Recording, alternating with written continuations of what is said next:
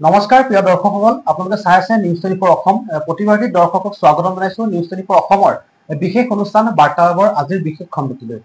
আজিৰ খণ্ডটিত আমাৰ সৈতে বিশেষ অতিথি হিচাপে উপস্থিত আছে চাহ জনগোষ্ঠী সাহিত্য সভাৰ প্ৰাক্তন সভাপতি তথা আচলতে ব্যতিক্ৰমী লেখাৰে এতিয়া বৰ্তমান যোৰহাটৰ লগতে অসমৰ বিভিন্ন প্ৰান্তত এগৰাকী নাম জ্বলা সাহিত্যিক পেঞ্চনাৰ মানিক লাল মাহাতো ডাঙৰীয়া। তেখেতে বহুত ব্যস্ততাৰ মাজত আজি আমাক এই সময়কণ দিছে, গতিকে আপোনাক স্বাগতম জনাইছোঁ আমাৰ অনুষ্ঠানৰ মাজলৈ। ধন্যবাদ। হয়, আমি পোনে পোনে অনুষ্ঠান আৰম্ভ কৰিব বিচাৰিছোঁ আৰু তেখেতৰ জীৱনৰ আজি বহু কথা আজি দৰ্শকসকলক আমি অৱগত কৰিম, দৰ্শকসকলে জানিব পাৰিব। চাহ জনগোষ্ঠীৰ আচলতে এটা পৰিয়ালৰ পৰা তেখেতে জন্মগ্ৰহণ কৰি এতিয়া বৰ্তমান আচলতে সাহিত্যৰ জগতখনত এটি আচলতে জিলিকি থকা নাম বুলি ক'ব লাগিব তেখেতৰ। গতিকে তেখেতৰ জীৱনৰ পৰা বহু আপোনালোকে আচলতে প্ৰেৰণা পাব, বহু কথা আপোনালোকে জানিব পাৰিব। গতিকে আমি আজি অনুষ্ঠানটি আৰম্ভ কৰিব বিচাৰিছোঁ। আমি অনুষ্ঠানৰ আৰম্ভণিতে আপোনাৰ পৰা আপোনাৰ জন্ম শৈশৱ, আচলতে শৈশৱৰ সোণালী সময়ছোৱা আপুনি ক'ত অতিবাহিত কৰিছিল, ক'ত শিক্ষা গ্ৰহণ কৰিছিলে, তাৰ কিছু কথা আমি দৰ্শকসকলৰ বাবে জানিব বিচাৰিছোঁ। ধন্যবাদ।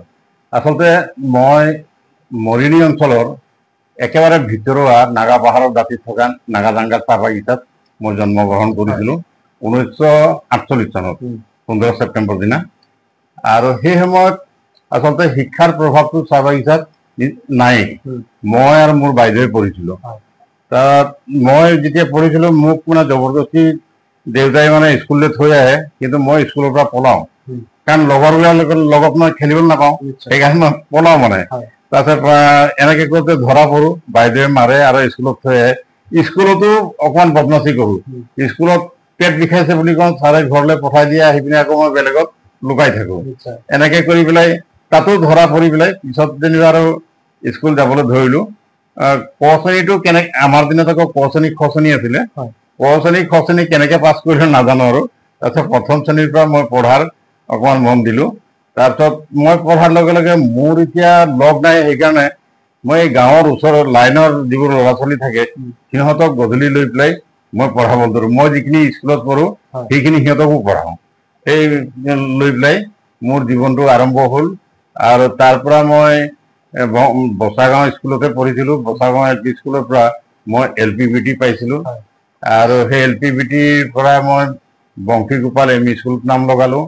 বংশীগোপাল ME স্কুলৰ পৰা মই এইটো হাইস্কুল আমাৰ দিনতেই হ'ল।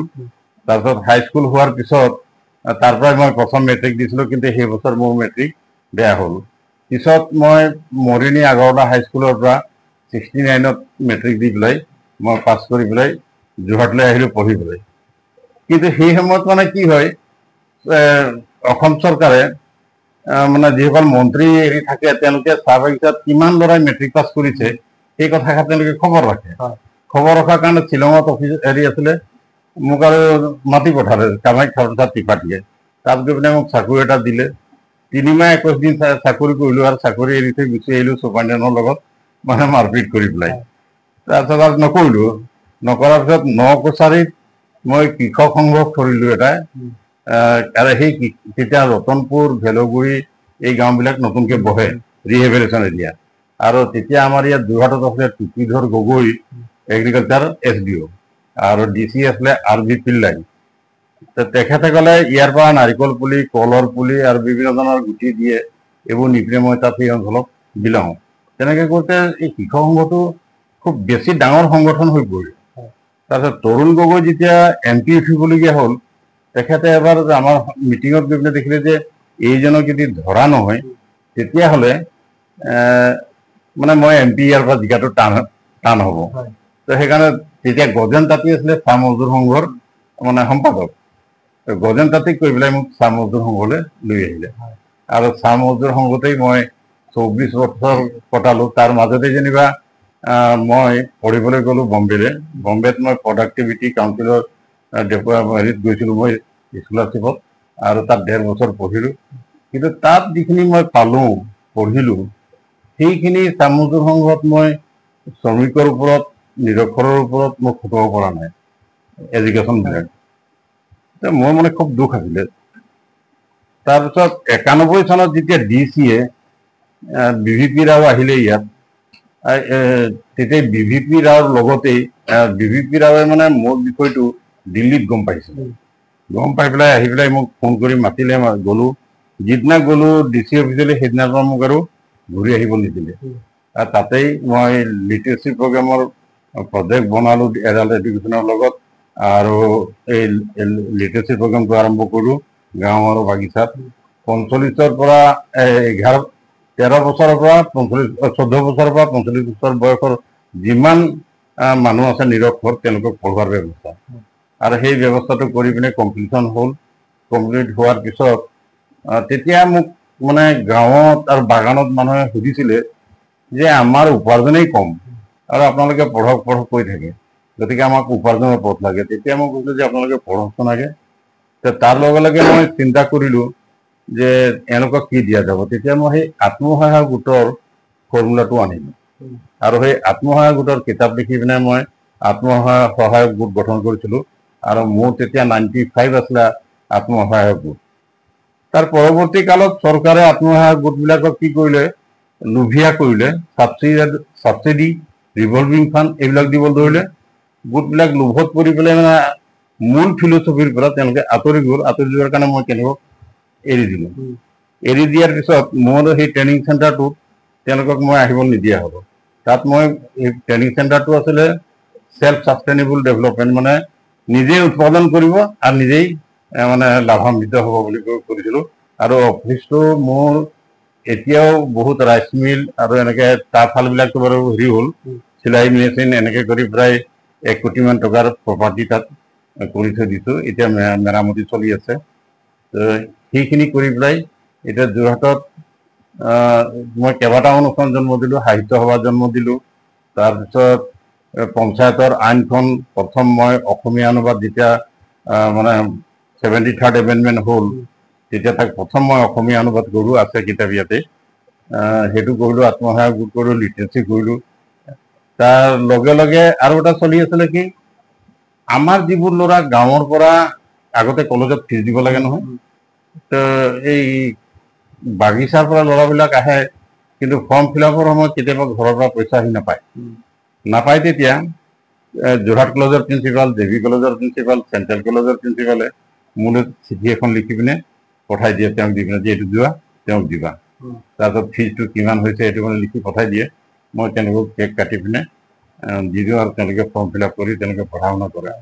ঠিক তেনেকৈ এতিয়া মহৰী কলেজৰ যিজন প্ৰিন্সিপাল হৈ আছে, তেওঁ মোৰ দৰমহা পইচাৰেই তেওঁ কলেজত পঢ়ি পেলাই, ইউনিভাৰ্চিটিত পঢ়ি পেলাই তেওঁ এতিয়া প্ৰিন্সিপাল। আৰু এজন আছে বলু তাঁতী বুলি ৱেলফেয়াৰ অফিচাৰ, তেওঁ MA পাছ কৰিলে সেই মোৰ দৰমহা পইচা লৈ পেলাই। ঠিক তেনেকৈ এগ্ৰিকালচাৰ মানে এগ্ৰি কেইবাজনো বনালোঁ, মেডিকেল কলেজৰ বনালোঁ। এইবোৰ গতানুগতিকভাৱে কৰি আছোঁ। কিন্তু এটা কথা চাইছিলোঁ যে ছাত্ৰ সন্থা আমাৰ যেতিয়া জন্ম হ'ল 47 চনত, মই ছাত্ৰ সন্থাত যোগদান কৰিছোঁ 65 চনত, আমাৰ চাহ মজদুৰ চাহ জনজাতি ছাত্ৰ সন্থা। সেই ছাত্ৰ সন্থাত যোগদান কৰাৰ পিছত সেই সময়ত আমি পঢ়িবৰ কাৰণে কিন্তু গভৰ্ণমেণ্টৰ স্কলাৰশ্বিপ বা ৰিজাৰ্ভেশ্যন আমাৰ নাছিল। 75ৰ ইমাৰ্জেঞ্চি কথাটো আপোনালোকে নাজানিব চাগে, পঢ়িছে।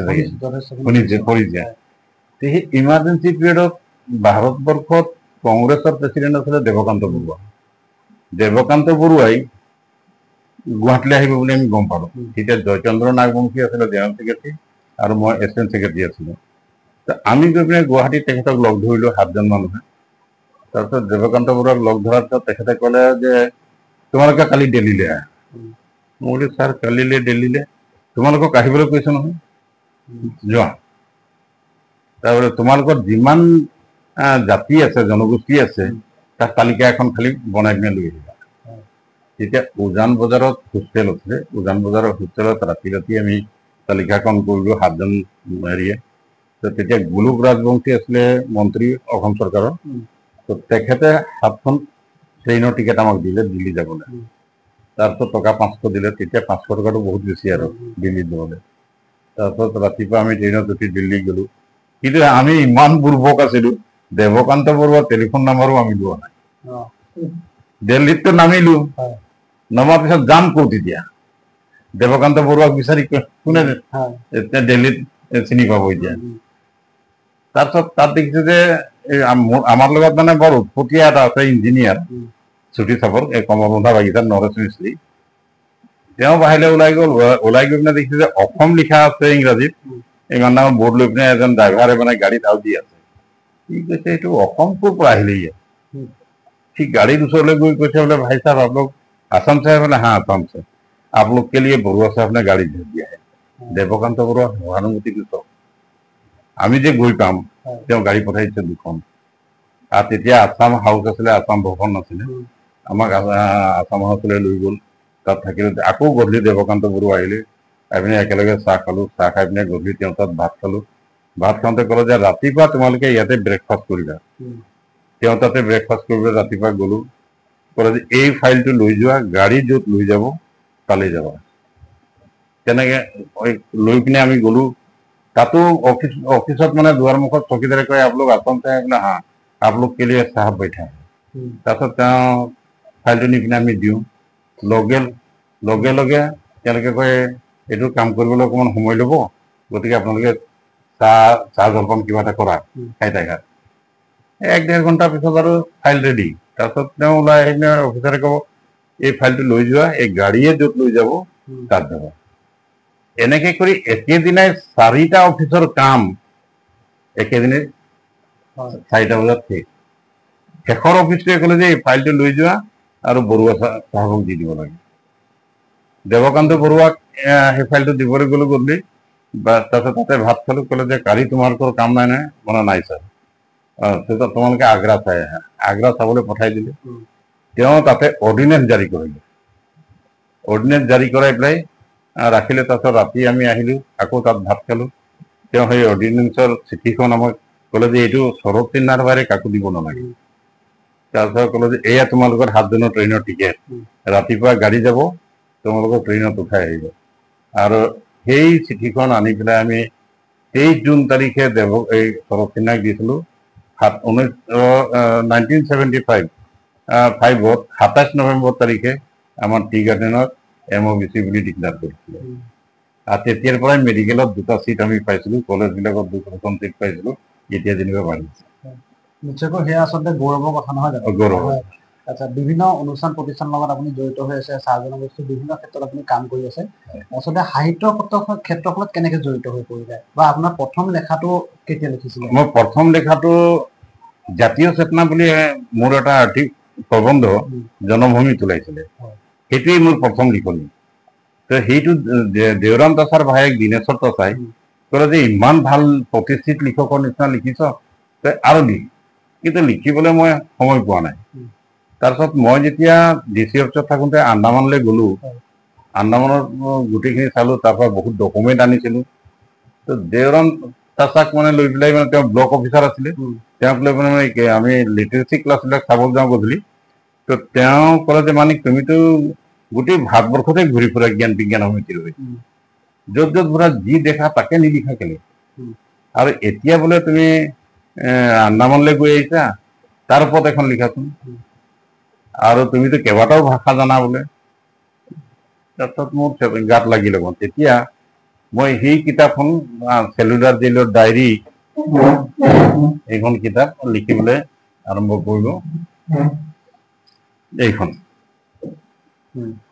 আৰু এইখন কিতাপত এটা কন্ট্ৰভাৰ্চি আছে কি মণিৰাম দেৱানক যি তাৰিখে ইয়াত ফাঁচি দিয়া বুলি কৈছে তাত গভৰ্ণমেণ্ট ৰেকৰ্ড মতে মণিৰাম দেৱান সেই তাৰিখে তাত আছে আৰু এইটো আন্দামানৰ কমপ্লিট হিষ্ট্ৰী আৰু এইখনে এই সোণালী জয়ন্তীৰ সময়ত আন্দামান গভৰ্ণমেণ্টে ইয়াত ইংৰাজী অনুবাদ কৰিছে এইখনকে আপোনাৰ যিবোৰ লেখা আচলতে আপুনি প্ৰেৰণা ক'ৰ পৰা পাইছিল আপোনাৰ এইটো দেওৰাম তাছাই মোক ক'লে তুমি লিখাচোন আৰু এইখন লিখাৰ পিছত মানুহৰ যিটো সমাজৰ পালোঁ তেতিয়াৰ পৰা মই ধাৰাবাহিকভাৱে লিখিবলৈ আৰম্ভ কৰিলোঁ আৰু তেতিয়াৰ পৰা মই পঢ়িব ধৰিলোঁ আগতে মানে ডাঙৰ কিতাপ দেখিলে ভয় খাওঁ ইমান ডাঙৰ কিতাপখন পঢ়িমনে তাৰপিছত যেতিয়া পঢ়িব গৈ থাকিলোঁ তেতিয়া ৰসাল যেতিয়া ৰস পাওঁ আৰু তথ্যবিলাক বিচাৰি পাওঁ তেতিয়া কৈছোঁ এইটো কথাটো মই জনা নাছিলোঁ গতিকে এইটো নাজানিলেতো আমাৰ সমাজখনৰ কাৰণে আমি একো কৰিব নোৱাৰোঁ তেতিয়া সেই ৰসবিলাকৰ পৰাই নোট কৰি এতিয়াও নোটবুক বহুত আছে সেইবিলাকত নোটবিলাক থাকে এই নোট কৰি থাকোঁতেই মই কিতাপবিলাক লিখিবলৈ আৰম্ভ কৰিলোঁ আচলতে আপুনি এতিয়া বিভিন্ন ধৰণৰ ব্যতিক্ৰমী লেখাৰে আপুনি এতিয়া বৰ্তমান পৰিচিত আচলতে বিভিন্ন সময়ত দেখিবলৈ পোৱা যে ব্যতিক্ৰমী লেখা আচলতে নহয় বিশেষকে কি কেনেকুৱা ধৰণৰ ধাৰাসমূহ আপোনাৰ গ্ৰন্থৰ জৰিয়তে প্ৰকাশ আপুনি কৰে আচলতে এটা হ'ল যে আমাৰ সমাজত এতিয়া আধুনিক যুগত মানুহৰ কিমান সমস্যা আছে সেই সমস্যাটোৰ ওপৰত এটা মই অধ্যয়ন চলালো অধ্যয়ন চলাই মই তাৰ ওপৰত এখন কিতাপ লিখিলো আধুনিক যুগৰ মানুহ আৰু চিন্তাগ্ৰস্ত সেই কিতাপখনো যথেষ্ট সমাজৰ পালে সমাজৰ পোৱাৰ পিছত মই আৰু বিভিন্ন ধৰণৰ প্ৰবন্ধবিলাক লিখি যাওঁতে আহিলে ছাত্ৰ ছাত্ৰীসকলৰ বিষয়ে দেখিলে যে এওঁলোকক এটা উৎসাহ দিব লাগিব তেতিয়া সফল কেনেকৈ হ'ব পাৰি বুলি মই কিতাপখন লিখিলো এনেকে মানে বিভিন্ন ধৰণৰ লিখি থাকো আৰু আমাৰ যিবোৰ চাহ জনগোষ্ঠীৰ বিষয়ে যিখিনি লিখনি আছে সেই লিখনিখিনি মোৰ প্ৰবন্ধ আকাৰে আছে আৰু এতিয়া প্ৰবন্ধ সংকলন এটা ওলাইছে তাত কিছুমান সোমাইছে এই প্ৰবন্ধ সংকলনত আছে কিন্তু কিতাপ আকাৰতে কৰা নাই চাহ জনগোষ্ঠী কিতাপ আকাৰে কৰা ব্যক্তি বহুত আছে গণেশ কৰ্মীয়ে লিখিলে দেওৰাম প্ৰসাদে লিখিলে সুশীল কৰ্মীয়েও লিখিলে সেইকাৰণে মই এই ব্যতিক্ৰমধৰ্মী চিন্তাধাৰাটো ললো আৰু এতিয়া এটা অনুভৱ কৰিলো যে ইমানবোৰ লিখনি লিখি থকাৰ পিছতো এতিয়া আমাৰ মানে এটা ইতিহাস নাই আৰু সেইকাৰণে মই এতিয়া ইতিহাসটো লিখিব লৈছো ইতিহাসটো মানে এঠাইত অকণমান ৰৈ গৈছো মই এই শ্ৰমিকক যেতিয়া ব্ৰিটিছে আনিছিলে কোন চনত কিমান আনিছিলে কিন্তু কোন চনৰ পৰা আনিলে সেইটো মোৰ আছে কিন্তু কোন চনত কিমান আনিলে সেই তথ্যটো মোৰ ওচৰত মানে বিচাৰি ফুৰিছো কিতাপ মই পোৱা নাই আৰু সেইকাৰণে অকণমান ৰৈ গৈছো আৰু সেইটো সাতটা চেপ্টাৰ হ'ব সেইটো 7টা চেপ্টাৰ হ'ব অলপ কিতাপখনো ডাঙৰ হ'ব চাগে ভাবিছো তাৰপিছত মই বম্বেত যেতিয়া পঢ়ি আছিলো তেতিয়া মোৰ মানে বান্ধৱী এগৰাকী আছে ফিলিপাইনৰ তো তেওঁ মানে মেডিকেলৰ কিতাপবিলাক লৈ পিনে পঢ়ে তো মই এদিন সুধিলো তাইক যে আৰ ইউ ডক্টৰ বোলে no I am not doctor it is my hobby বোলে ইউ কেন অলছ' ৰিড তাৰপিছত তাৰ পৰা অহাৰ পিছত মই মেডিকেলৰ কিতাপৰ ওপৰত মই অধ্যয়ন কৰিবলৈ ধৰিলোঁ ইতিমধ্যে ল'ৰাই মেডিকেলত যেতিয়া পঢ়িবলৈ ধৰিলে তাৰপিছত আৰু সেইটো কৰি পেলাই মই 527টা বেমাৰ লক্ষণ কাৰণ আৰু ঔষধ দেখিলোঁ ইয়াত আছে 5টা বুলি আমি দিয়ে তাৰপিছত তেওঁক মানে মই এদিন কেইবাদিনো ক'লোঁ যে তেওঁ তিনিচুকীয়াত চাকৰি কৰি থাকোঁতে যে তুমি এইটো চাই দিয়াচোন নাচাই এদিন খুব খং উঠিলে মই কিতাপখন লিখোঁতে 10 বছৰ লাগিলে ভুল হৈছে যদি তুমি ভুল হৈছে বুলি কৈ দিবা যে বাবা এইটো ভুল হৈছে তাৰপিছত বোলে ভৰাই দিওঁ তেতিয়াহে কৈছে যে বাবা এইটো আৰু প্ৰিণ্ট কৰিব লাগিব তেতিয়া তাৰ আগতে এই কিতাপখন মানে মানে চাই দিছে শুধৰাই দিছে আমাৰ ইয়াত ডক্টৰ দুৱৰা আছে ডিম্বেশ্বৰ দুৱৰা ডক্টৰ দুৱৰা তাৰপিছত নৰ্থ ইষ্টৰ এক্সৰে ক্লিনিক এটা আছিলে মানে মছজিদৰ ওচৰত প্ৰফুল্ল শইকীয়াই শুধৰাই দিছে এতিয়াও কালি মোৰ ওচৰত বহি থকা ধ্ৰুৱ ভতিজাই হয় তাক ক'লো যে তুমি এইখিনি চাই দিবাচোন বোলে বৰ্তা এইটো পঠাই দিব মই চাই দিম বোলে আৰু কিতাপখন মানে যিকোনো প্ৰকাৰে সেইটো আচলতে মানে কিতাপখন প্ৰকাশ কৰিবলৈ টান পাইছে কেলে মই ডাক্তৰ নহয় সেইটো কাৰণে প্ৰকাশ কৰিবলৈ টান পাইছে কিন্তু ডাক্তৰে এটা লাইনো কাটিব নোৱাৰে আৰু সেইটো অসমীয়া আৰু মানে কোনটো বেমাৰ কিয় হয় কি কাৰণে হৈছে লক্ষণ কি কি থাকিব সেইবোৰ চব তাত আছে নিশ্চয়কৈ আচলতে পাঠক সমাজে নিশ্চয় সেই গ্ৰন্থখনৰ পৰা যথেষ্ট উপকৃত হ'ব আচলতে চাহ জনগোষ্ঠীৰ এটা সৰু আচলতে পৰিয়ালৰ পৰা আপুনি জন্মগ্ৰহণ কৰি এতিয়া বৰ্তমান যোৰহাটৰ আচলতে এটা প্ৰতিষ্ঠিত ব্যক্তি নহয় জানো এই যাত্ৰা আচলতে অতি সহজ নাছিল কেনেকুৱা ধৰণৰ সমস্যা বা কেনেকুৱা ধৰণৰ মানে ইতিবাচক আৰু নেতিবাচক দুইটা দিশ আছিলে অলপ কওকচোন সেইটো বিষয়ে মানে মই যেতিয়া পঢ়িছিলোঁ তেতিয়া এম ই স্কুলত আমি ফিজ দিব লাগে দেউতা আছিলে বাগানৰ চৰ্দাৰ দেউতাক কওঁ 14 তাৰিখে ফিজ দিব লাগে দেউতাক কওঁ ফিজটো দিয়া বোলে দৰমহা সন্তান নুখুজিলি কেনে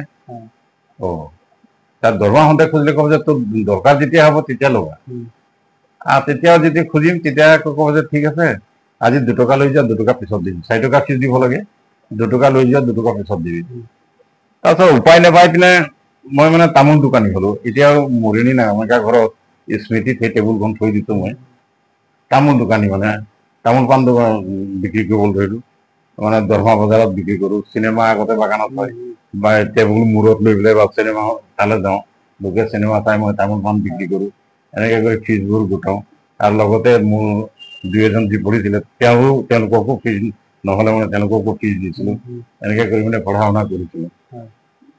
আচলতে সেয়া আচলতে সোণোৱালী শৈশৱ আছিলে আচলতে। তেনেকৈ এতিয়া বৰ্তমান এগৰাকী প্ৰতিষ্ঠিত ব্যক্তি আপুনি। আচলতে চাহ জনগোষ্ঠীৰ বিভিন্ন সমস্যা এতিয়া দেখা পোৱা যায় চাহ জনগোষ্ঠীৰ মাজত বা চাহ জনগোষ্ঠীৰ ছাত্ৰ ছাত্ৰীসকলক। এতিয়া শিক্ষাৰ ক্ষেত্ৰত যথেষ্ট উন্নত হৈছে বা শিক্ষাৰ জৰিয়তে যথেষ্ট সমস্যা সমাধান হৈছে। চাহ জনগোষ্ঠীৰ ছাত্ৰ ছাত্ৰীসকলৰ ক্ষেত্ৰত আপুনি বিভিন্ন কামো কৰি আছে। বৰ্তমান কিবা পৰিকল্পনা কৰিছে নেকি?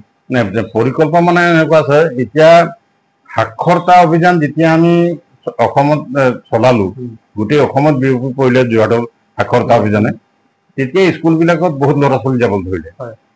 যাব ধৰাৰ পিছত মানে সৰ্বশিক্ষা মিছনে যিটো যে মানে কম্পালচৰি পাছ কৰিলে নহয়, কম্পালচৰি পাছ কৰাৰ কাৰণে ল'ৰা ছোৱালীবিলাক 8লৈকেতো মানে কম্পালচৰি, 9লৈকে কম্পালচৰি যায়, কিন্তু তেওঁলোকে আখৰে চিনি নাপায়। মানে ইংৰাজীটো নোৱাৰি, অসমীয়াৰ আখৰ চিনি নাপায়, অংক কৰিব নোৱাৰে, নেওতা মুখস্থ নাই, এনেকৈ কৰি তেওঁলোকে যায় 9ত গৈ পেলাই সেইখিনি স্কুল এৰি দিয়ে। আল্টিমেটলি বাগিচাত আকৌ নিৰক্ষৰৰ যিটো সংখ্যা নহয়, ই বাঢ়ি গৈ আছে। বাগিচাতো বাঢ়িছে, গাঁৱতো বাঢ়িছে। সেই সমস্যা সমাধানৰ ক্ষেত্ৰত কিবা ব্যৱস্থা গ্ৰহণ কৰিছে? সেইটো সমস্যা সমাধানৰ ক্ষেত্ৰত বৰ্তমানৰ মুখ্যমন্ত্ৰীয়ে হামদেৰ মনেৰ কথা বুলি পেলাই চাহ বাগিচাৰ মানুহক লৈ পেলাই মানে এখন মিটিং দিছিলে প্ৰথম মুখ্যমন্ত্ৰী হৈ। তেতিয়া মানে চবেই কৈ আছে, বহুত মানুহ আছে, চবেই কৈ আছে, মই কোৱা নাই, মই মুখে মুখে আছো।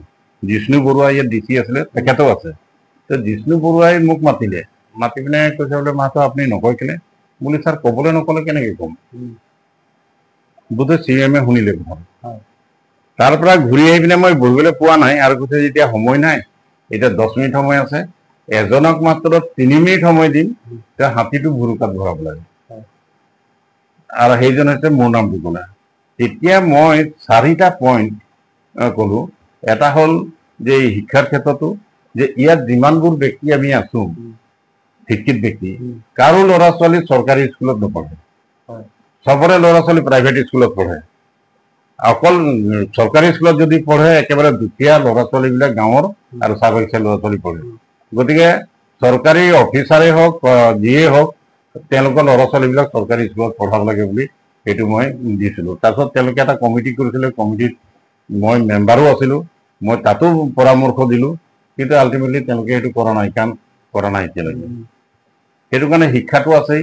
তাৰপিছত আৰ্থিক দিশটোত আছে, সেই আৰ্থিক দিশটো আঁতৰাবৰ কাৰণে মই এটা কথা ভাবিছিলোঁ যে তেওঁলোকক সেল্ফ হেল্প গ্ৰুপ যদি মই কৰি দিওঁ আৰু তেওঁলোকক জমা কৰা আৰু ট্ৰেইনিংবিলাক যদি প্ৰপাৰলি দি থাকোঁ, তেতিয়াহ'লে তেওঁলোকে এইটো লৈ পিনে তেওঁলোকে স্বাৱলম্বী হ'ব পাৰিব আৰু বহু কথা শিকিব। কাৰণ এটা অনুষ্ঠানৰ লগত জড়িত হৈ থাকিলে আমিতো অকল টকা পইচাৰ কথাই নাপাতিম, শিক্ষাৰ কথাও পাতিম, পঢ়াৰ কথাও পাতিম। তো সেই তেনেকুৱা কথা আছিলে, কিন্তু এতিয়ালৈকে সেইটো কৰিব পৰা নাই। কেলে আমাৰ যিবোৰ যুৱচাম আছে, যুৱচামে মেক্সিমামে পলিটিকেল মটিভেটেড, কোনোবা এটা দলৰ নে কোনোবা এটা দলৰ লগত ৰাজনৈতিকভাৱে জড়িত হৈ আছে, কিন্তু তেওঁলোকে কিতাপো নপঢ়ে, কিন্তু ওপৰতে লোকে কোৱা কথা শুনি পেলাই অকল উফাই ডাং মৰা কথাবিলাকে ক'ব বিচাৰে, কিন্তু পঢ়া শুনা কৰাত নাই। আৰু সেইকাৰণে তেওঁলোকে কিতাপটো কিনি নপঢ়েই, কোনোবাই যদি দিয়ে সেইখনকো তেওঁলোকে নপঢ়ে, দি পিনে পেলায়। এই কথাটো মই প্ৰায় মন কৰোঁ। গতিকে তেনে ক্ষেত্ৰত এতিয়া এই ঘৰটো মোৰ ৰিপেয়াৰিং হ'লেই মই ইতিমধ্যে পৰিকল্পনা এটা কৰিছোঁ যে প্ৰত্যেক মাহে সপ্তাহত এদিন শিক্ষিত ব্যক্তিসকলক মাতি পেলাই শিক্ষা কি বস্তু সেই বস্তুটোৰ ওপৰত তেওঁলোকক কম। কাৰণ শিক্ষাৰ ওপৰত মোৰ এটা মানে মই বম্বেত পঢ়োঁ, কোৰ্চ এটা আছিলে নহয়, সেই কোৰ্চটোত মই যথেষ্ট হেৰি পাইছোঁ। আৰু তাৰ ফলত আপোনালোকে 99-2000 আপোনালোকে NRHM নাম শুনিছে, তাৰপিছত ৰাইট টু এডুকেশ্যন শুনিছে। তো NRHM এইটোৰ বিষয়ে লৈ পিনে ইণ্টাৰনেশ্যনেল পিপুল হেল্থ এছেম্বলি হৈছিলে বাংলাদেশত, ঢাকাত। ভাৰতীয় প্ৰতিনিধিৰ লগত মই গৈছিলোঁ। তাৰপিছত আমাৰ যোৰহাটৰ আৰু এগৰাকী ব্যক্তি গৈছিলে, তপন শৰ্মা, তেওঁ গুৱাহাটীত থাকে। তাৰপিছত তালৈ গ'লোঁ। তো তাত মানে কি হ'ল, আমাৰ ভাৰতীয় টীমটোৱে, মই মাজে মাজে য'ত ত'ত অসমীয়াত মানে স্বাস্থ্যৰ বিষয়ে কথা কওঁ, আমাৰ ভাৰতীয় টীমটোৱে মোক সঁচাই দিলে যে কমিউনিটি হেল্থৰ ওপৰত ইণ্টাৰনেশ্যনেল লেভেলত ছেমিনাৰত মই কথা ক'ব লাগিব। দুপৰীয়া ভাত খাই ওলাওঁতে মোৰ পালপিটেশ্যন ইমান বাঢ়িছে, মই ভাবিবই নোৱাৰিম। তাত ইংৰাজীত ক'ব লাগিব, যিহেতু ইংৰাজী কোৱাটো মোৰ ফ্লুৱেণ্টলি কোৱাৰ মোৰ অভ্যাস তেনেকৈ নাই। তাৰপিছত তপন শৰ্মাক কৈছোঁ ব'লা নামটো কেঞ্চেল কৰি আকৌ নুশুনে। তাৰপিছত আমাৰ ভাৰতীয় টিমটোৰ ওচৰলৈ গ'লোঁ, কেৰেলাৰ নায়াৰৰ ওচৰলৈ। নায়াৰে কৈছে I do not know' what you will do, this is Indian prestige বুলি ক'লে। তাৰপিছত কেতিয়াবা এনেকুৱা লাগিছিল যেন মই ইয়াৰ পৰা পলাই যাম নেকি। তাৰপিছত এতিয়া যাম কেনি এতিয়া অকলে। তাৰপিছত আৰু ৰাতি লিখিছোঁ ফালিছোঁ এটা টপিক উলিয়ালোঁ, সেইটো মোৰ আছে প্ৰজেক্ট বনাই থৈছোঁ। 3D, 3টা D স্বাস্থ্য নহয়, 3টা D স্বাস্থ্য নহয়। সেইটো এতিয়া ডাক্তৰক সুধিলেও ডাক্তৰে ক'ব নোৱাৰিব। 3টা D হৈছে, 1 নম্বৰ ডিটো হৈছে ডিজিজ মানে বেমাৰ, 2 নম্বৰটো হৈছে ডাক্তৰ, 3 নম্বৰটো হৈছে ড্ৰাগ মানে মেডিচিন। বেমাৰ হ'ল ডাক্তৰৰ ওচৰলৈ গ'লো ঔষধ পালোঁ, এইটো প্ৰিভেণ্টিভ মেজাৰ, স্বাস্থ্য নহয়। তো কমিউনিটি হেল্থত এতিয়া স্বাস্থ্য সকললৈ আৰু কি লাগিব? এতিয়াতো ডাঙৰ সমস্যা যাব। এইটো তাততো প্ৰশ্ন কৰিবই পাৰ্টিচিপেণ্টে, ইমান চোকা গোটেই বিশ্বৰ পৰা আহিছে 91টা দেশৰ, তেওঁলোকে প্ৰশ্ন কৰিব। ভয় আৰু লাগিল। আকৌ ৰাতি কাগজ লিখিছোঁ ফালিছোঁ, জুকিয়াই আছোঁ, জুকিয়াই আল্টিমেটলি ৰাতি 2টা বজাত ৰাতি এটা জুকিয়ালোঁ। 8টা সম্পদ পালোঁ। 1 নম্বৰটোৱে হ'ল এডুকেশ্যন, 2 নম্বৰটো হ'ল এনভাইৰনমেণ্ট পৰিৱেশ, 3 নম্বৰটো হ'ল ইনকম, 4 নম্বৰটো হ'ল নিউট্ৰিশ্যন, 5 নম্বৰটো হ'ল ছেফ ড্ৰিংকিং ৱাটাৰ, 6 নম্বৰটো হ'ল চেনিটেৰী লেট্ৰিন, 7 নম্বৰটো ৱৰ্কিং এনভাইৰনমেণ্ট আৰু 8 নম্বৰটো হ'ল ইকুৱেলিটি। এই 8টা মানে একোটা বিৰাট ডাঙৰ ছাবজেক্ট আৰু এইকেইটা লৈ পেলাই মই এতিয়ালৈকে এইটো কামবোৰ কৰি আছোঁ। এইটো 99-2000 আৰু 99-2000ত মানে ডিচেম্বৰত আৰু জানুৱাৰী ভাৰত চৰকাৰক বাংলাদেশতে এই ছাবজেক্টটো থকা সৰকা কৰি দিয়া হ'ল। ভাৰত চৰকাৰৰ প্ৰতিনিধিও আছিলে। তো তেতিয়াই ভাৰত চৰকাৰে মানে ৰাইট টু এডুকেশ্যন বিল আৰু NRHM-ৰ বিলটো আনি পেলাই এই 2টা অনুষ্ঠান ভাৰতবৰ্ষত চলিব দিলে। যিহেতু বৰ্তমান আপুনি এতিয়া এটা NGOৰ সৈতেও জড়িত নহয় জানো? NGOটো কেতিয়া প্ৰতিষ্ঠা হৈছিল আৰু তাৰ কিছু কথা কওকচোন, কেনেকে ধৰণে এতিয়া কাম কৰি আছে সেই NGO? NGOটো হৈছে জ্ঞান বিজ্ঞান সমিতি। জ্ঞান বিজ্ঞান সমিতি জন্ম হৈছিলে 90 চনত। আৰু এতিয়া যিটো আপোনালোকে বিজ্ঞান সমিতি বুলি নাম শুনিছে নহয়, বিজ্ঞান সমিতিৰ এটা শাখা আছিলে। কিন্তু এতিয়া তাৰ জৰিয়তে যেতিয়া লিটাৰেচি প্ৰগ্ৰেমবিলাক আৰম্ভ কৰা হ'ল 7টা ব্লকত অসমৰ, তেতিয়া ইয়াৰ প্ৰজেক্টটো বাঢ়ি গ'ল। বাঢ়ি যোৱাৰ পিছত ইয়াক মানে স্বাধীনভাৱে ৰেজিষ্ট্ৰেশ্যন কৰা হ'ল। ৰেজিষ্ট্ৰেশ্যন কৰি দিয়াৰ পিছত এই সাক্ষৰতা অভিযানত কৰা হ'ল। তাৰপিছত তাৰ লগতে জ্ঞান বিজ্ঞান সমিতিয়ে আকৌ জন্ম দিলে ষ্টেট ৰিচৰ্চ চেণ্টাৰ বুলি আমাৰ আৰু এটা অনুষ্ঠান আছে। তাৰপিছত প্ৰচেষ্টা বুলি এটা বেংকিং অনুষ্ঠান আছে। তাৰপিছত হেৰি আছে, প্ৰচেষ্টা আছে, সমতা বুলি এটা আছে, মহিলা অনুষ্ঠান আছে। তাৰপিছত আকৌ সৰ্বশিক্ষা বুলি পিনে এটা অনুষ্ঠান আছে। এনেকে কৰি আমাৰ 5টা ডাইৰেক্টৰেট আছে। তাৰ লগতে আমাৰ যোৰহাটত থকাটো উদ্যোগ বিকাশ ৰিচৰ্চ চেণ্টাৰ, এইটো এটা ডাইৰেক্টৰেট আৰু ইয়াৰ ডাইৰেক্টৰ দুজন মই হৈ আছো এতিয়া। আমি ধন্যবাদ জ্ঞাপন কৰিছোঁ। তেখেতে আচলতে বিভিন্ন সময়ত বিভিন্ন ক্ষেত্ৰৰ সৈতে জড়িত হৈ সমাজৰ আচলতে উন্নয়নৰ ক্ষেত্ৰত যথেষ্ট কাম কৰি আছে। আপুনি বৰ্তমান চাহ জনগোষ্ঠী সাহিত্য সভাৰ প্ৰাক্তন সভাপতি। কেতিয়া আপুনি সভাপতিৰ দায়িত্ব গ্ৰহণ কৰিছিল আৰু কিবা স্মৰণীয় কথা আছে নেকি সাহিত্য সভাৰ সভাপতি হৈ থাকোঁতে? হয়, মানে আচলতে সাহিত্য সভাটো আমাৰ নাছিল। অসম সাহিত্য সভাৰ এটা উপসমিতি আছে আৰু উপসমিতিৰ জৰিয়তে যেতিয়া কিবা কাম কৰিবলগীয়া হয় তাৰ পুঁজি বুলি পিনে ছেপাৰেট পুঁজি নথকাৰ কাৰণে অসম সাহিত্য সভাত আমাৰ এখনো কিতাপ প্ৰকাশ পোৱা নাছিল। তাৰপিছত নোহোৱাৰ কাৰণে তাৰপিছত 2টামান কবি সন্মিলন, সাংস্কৃতিক সন্মিলন এনেকৈ পাতিব লৈছিলে আমাৰ সদস্যসকলে।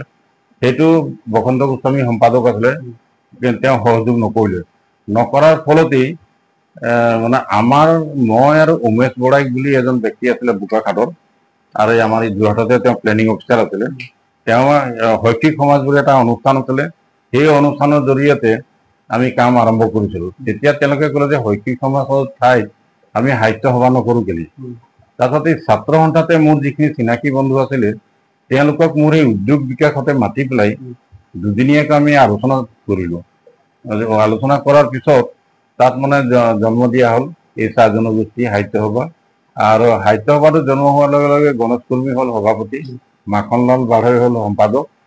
সম্পাদক মোক দিছিলে, কিন্তু গণেশ কুৰ্মী মোৰ মামা বুলি মামা ভাগিন দুইজনে সভাপতি সম্পাদক হ'বলৈ ভাল নহ'ব। তাৰপিছত আৰু মাখন বাঢ়ৈক দিয়া হ'ল। তাৰপিছতে তিনিচুকীয়া অধিৱেশনত মই সভাপতি হৈছিলো। আচলতে বিভিন্ন ধৰণৰ কাম কৰিছে বৰ্তমান তেখেত সভাপতি হৈ থকা অৱস্থাত, এতিয়াও বিভিন্ন ক্ষেত্ৰৰ লগত জড়িত হৈছে। আপুনি ইতিমধ্যে উল্লেখ কৰিছে যে আপুনি কেইবাটাও আচলতে পৰৱৰ্তী পৰিকল্পনা আপুনি এতিয়া কামত ব্যস্ত হৈ আছে। পৰৱৰ্তী কেনেকুৱা ধৰণৰ পৰিকল্পনা বা পাঠক সমাজে কেতিয়ালৈ আপোনাৰ পৰা নতুন নতুন কামৰ বা গ্ৰন্থ আশা কৰিব পাৰে? এই বস্তুটো খুব সোনকালেই হ'ব। মোৰ ঘৰটো মানে কামাখ্যা প্ৰসাদে MP ফাণ্ডৰ পৰা মোক 8 লাখ টকা দিলে, কিন্তু ঠিকাদাৰে ঘৰটো মানে এমাহৰ ভিতৰত ৰিপেয়াৰিং কৰি দিম বুলি পেলাই দৰ্জা খিৰিকীবিলাক আজি মানে 1.5 বছৰে তেওঁলোকে কৰি দিয়া নাই। আৰু সেই 1.5 বছৰে নকৰাৰ কাৰণে মই ঘৰটো ল'ব পৰা নাই। ঘৰটো ল'লেই মই তাত আগৰ যিখিনি আছিলে সেইখিনি কামৰ বাদ দি পেলাই নতুন কাম আৰম্ভ কৰিম বুলি ভাবিছিলো। আগতে আমাৰ প্ৰডাকশ্যন বহুত আছিলে, মানে কেণ্ডেল আছিলে, কাপোৰ আছিলে, চিলাই আছিলে, এনেকে কৰি বহুত প্ৰডাকশ্যন আছিলে, ৰাইচ মিল আছিলে, আটা মিল আছিলে। এইবিলাক এতিয়া বাদ দি পেলাই তাত ভাবিছো নতুন মানে আঁচনি ল'ম। আৰু সেই আঁচনিখিনি ইতিমধ্যে মই এটা এটাকে লিখি গৈছো। কি কি মই নিজে যিখিনি আচলতে বনাব জানো সেইখিনিকে তাত বনাম। চিমেণ্টৰ বনাম, মানে বাঁহ কাঠৰ বনাম বা অন্যান্য সামগ্ৰীৰ পৰা বনাম। এনেকে বনাই পেলাই মানে কামবিলাক কৰিম। আৰু তেওঁলোকক ক'ম যে তোমালোকে এইটো ঘৰত কৰা, তেতিয়াহ'লে আমি নবনাওঁ, তোমালোকৰ বস্তুটো আমি আনিম, ইয়াত বিক্ৰী কৰিম আৰু তোমালোকে পইচা পাবা। সেই পন্থাটো ল'ব বিচাৰিছো। আৰু মহিলাসকলেও ঘৰতে কৰিব পৰা কাম আছে। তেওঁলোকক যেনিবা কাপোৰ বোৱাটো শিকাই দিলো, তেতিয়াহ'লে তেওঁলোকে ঘৰতেই তাঁতশালখন লৈ কিনে কাপোৰ বৈ ল'ব পাৰে। চিলাই মেচিনটো যদি শিকাই দিওঁ, বাগিচাটোতো এতিয়া তেওঁলোকে কাপোৰ চিলাব, ব্লাউজ পেটিকোট চিলাব লাগে, নিদৰ্শন হৈ যাব। তেনেকুৱা কামবিলাক মানে মই কৰিবলৈ পৰিকল্পনা কৰি থৈছো। আৰু এইটো অফিচটোৰ আৰম্ভ হোৱাৰ লগে লগে মই সেই কামখিনি আৰম্ভ কৰিম। ধন্যবাদ জ্ঞাপন কৰিছো। আপোনাৰ এই সপোন নিশ্চয় বাস্তৱত পৰিকল্পনা বাস্তৱত লাভ কৰক তাৰে আমি কামনা কৰিছো। আচলতে আপোনাৰ যিটো প্ৰথম লেখা আৰু এতিয়া আপুনি লেখা কামত আচলতে এতিয়াও ব্যস্ত হৈ আছে, আপোনাৰ প্ৰথমটো লেখা আৰু এতিয়া যেতিয়া লেখা, এই দুটা লেখাৰ মাজত আপুনি কেনেকুৱা ধৰণৰ পাৰ্থক্য আপুনি পৰিলক্ষিত কৰে? নাই, পাৰ্থক্য মানে মোৰ লিখাবোৰ যে বিভিন্ন ধৰণৰ হ'ল নহয়, সেইকাৰণে মই পাৰ্থক্য নাপাওঁ। কেলে কিছুমানত তথ্য সহকাৰে পায়, যেনেকে আধুনিক যুগৰ মানুহৰ চিন্তাগ্ৰস্ত কিতাপখন, এইখন কিতাপত মানে এতিয়া চিন্তা, আপোনাৰ চিন্তা আছে নাই আপুনি বিচাৰি পাব। আপোনাৰ মাৰ চিন্তা আছে নাই, মায়ে বিচাৰি পাব। দেউতাৰ চিন্তা আছে নাই, দেউতাই বিচাৰি পাব। আপোনালোকৰ যদি ভাড়া ঘৰ আছে, তেতিয়াহ'লে ভাড়া ঘৰৰ মানুহজনৰ চিন্তা আছে নাই, তেওঁ বিচাৰি পাব। আপুনি ভাড়া দিছে, আপোনাৰ চিন্তা আছে নাই, আপুনি বিচাৰি পাব। চিনেমাই কি অপকাৰ কৰিছে, বা নিৰ্বাচনে ৰাজনীতি নেতাই আমাক কি অপকাৰ কৰিছে, এইবিলাক কথা ইয়াত যিমান আছে চব পাব। মানে কেতিয়া প্ৰকাশ হৈছিলে এইখন? 7 চনত হৈছিলে, 2006 চনত। আমি ধন্যবাদ জ্ঞাপন কৰিছো। আচলতে মানিকলাল মহাতো ডাঙৰীয়া আচলতে এতিয়া বৰ্তমান বিভিন্ন অনুষ্ঠানৰ লগত জড়িত হৈ আচলতে বিভিন্ন সময়ত বিভিন্ন অনুষ্ঠান প্ৰতিষ্ঠানে তেখেতক সন্মান জ্ঞাপন কৰে, বঁটা আচলতে প্ৰদান কৰে। বিভিন্ন সময়ত আচলতে আপোনাক সন্মান জ্ঞাপন কৰে, নহয়? আচলতে বিশেষ যিবোৰ অনুষ্ঠানৰ পৰা আপুনি বঁটা গ্ৰহণ কৰিছে, আমি তাৰ কিছু আভাস আমি জানিব বিচাৰিছো। এটা হ'ল চিনেমৰা কলেজৰ প্ৰথম বঁটাটো মোক চিনেমৰা কলেজত দিছিলে, উপাধি শ্ৰেষ্ঠত্ব, সেইটো শ্ৰেষ্ঠত্ব উপাধি দিলে। তাৰপিছত সেই বছৰেই মই যে এই বাংলাদেশৰ পৰা আহি পেলাই যে যিখিনি ইয়াত মোৰ বক্তৃতাটো যে তাত কাম কৰিলে, NRSM বা অন্যান্য জন্ম নহয়, আৰু চেল্ফ হেল্প গ্ৰুপৰ কথাবিলাক আহিলে, লিটাৰেচাৰী আহিলে, এই গোটেই কথাবিলাকৰ পৰা আহি পেলাই ছ'চিঅ' ইকনমিক ডেভেলপমেণ্টৰ ওপৰত হেৰিত মোক এই এৱাৰ্ডটো দিলে দিল্লীৰ পৰা দিলে। আৰু দিল্লীৰ পৰা দিয়াৰ পিছত মোক হাইটেক পেঞ্চনটো দিলে। তাৰপিছত ডিম্বেশ্বৰ তাছাৰ বঁটাটো মোক দিয়া সময়ত মই তাত এষাৰ কথা কৈছিলো যে দেওৰাম তাছা বা ডিম্বেশ্বৰ তাছা বঁটাটো অকল আমাক যে দিয়া হৈছে নহয়, মই ইয়াৰ পক্ষপাতি নহয়। কাৰণ কেলে আমি তেওঁলোকক জানোৱেই, কিন্তু যিসকলে নাজানে বাহিৰৰ মানুহে, মানে অসমীয়া সমাজে, তেওঁলোকে তেওঁলোকক চিনি পাব লাগে। সেইকাৰণে বঁটাটো তেওঁলোকক দিব লাগে। সেইকাৰণে এবাৰ প্ৰতিদিনৰ স্বত্বাধিকাৰ তেওঁ কি বৰুৱাক জয়ন্ত বৰুৱাক দিয়া হৈছিলে তাৰপিছত এইবাৰ জানো কিয় ব্যতিক্ৰম কৰিলে মই নাজানো যদি নিশ্চয়কৈ আমি ধন্যবাদ জ্ঞাপন কৰিছো আমি অনুষ্ঠানৰ শেষলৈ আহিব বিচাৰিছো যিহেতু যথেষ্ট দীঘলীয়া হৈছে অনুষ্ঠান তেখেতৰ জীৱনৰ আচলতে বহু কথা ইতিমধ্যে নিউজ 24 অসমৰ দৰ্শকসকলে জ্ঞাত হ'ল শেষত আমাৰ দৰ্শকসকলৰ কিবা আহ্বান থাকিব নেকি দৰ্শকসকলক কম যে আমি শিক্ষিত চামে যিদিনালৈকে ৰাজনীতি নেতাৰ খিনিয়ে আমাতকে শিক্ষিত নহয় তেওঁলোকে MLA হলে সৰ্বজনতা হৈ যায় কিন্তু এই সৰ্বজনতা ভাৱটো অতৰাবলৈ মানে সেই MLA মন্ত্ৰীসকলক ল'ৰা ছোৱালীৰ চাকৰি বা আমুকৰ কাৰণে তেল মৰাতকে তেওঁলোকক প্ৰশ্ন কৰিব লাগে যে আপুনি গাঁওখনৰ বিষয়ে কি জানে আমাৰ গাঁওখনৰ বিষয়ে কি জানে আৰু কি কৰিব কওক আমাৰ এইখিনি সমস্যা আছে এই সমস্যাটোৰ বিষয়ে আপোনালোকক আৰু এটা বস্তু মই দেখাব পাৰিলে ভাল পাম এইটো হ'ল একেদিনাই 4 ঘণ্টাত আপোনাক যদি যোৰহাট জিলাটো ছাৰ্ভে কৰিবলৈ কৈ আপুনি পাৰিবনে নিশ্চয় নোৱাৰে নহয় হ'ব নহয় কিন্তু মই পাৰিম আৰু মই ইতিমধ্যে 300 পঞ্চায়ত অসমৰ বিভিন্ন জিলাত 300 পঞ্চায়ত আছিলে মই সেই 300 পঞ্চায়তৰ 3টা ফেজৰ ট্ৰেইনিং দি পেলাই তেওঁলোকক ৰেডি কৰি পিনে আজি ঘোষণা কৰিলো যে আজি ছাৰ্ভে হ'ব একেদিনাই তেওঁলোকে 4 ঘণ্টা কোনোবাই 5 ঘণ্টা লৈছে লৈ পেলাই ছাৰ্ভে কৰি পেলাই এটা ৰিপৰ্ট উলিয়াই দিছে যাৰ নাম দিছে আমাৰ অসম আমাৰ কাম আৰু সেই কিতাপখনো আছে ইয়াত ভলিউম বিলাক এইখন